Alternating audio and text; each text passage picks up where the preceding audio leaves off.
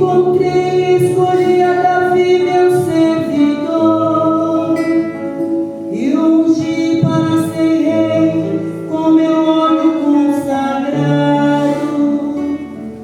Estará sempre com ele minha mão onipotente, e meu braço poderoso há de ser a sua força.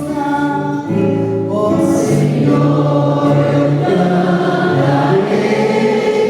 eternamente o vosso amor.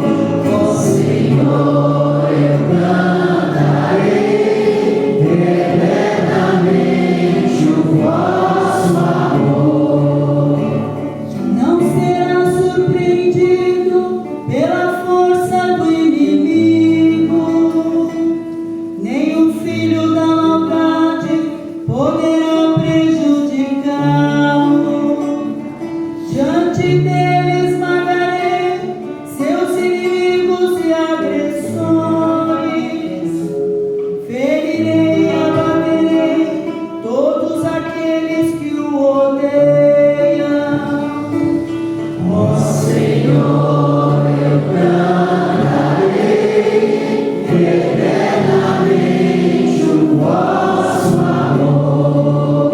Ó Senhor, eu cantarei eternamente o vosso amor. Minha verdade, meu amor, estarão sempre com ele. Sua força e seu poder por meu nome crescerão.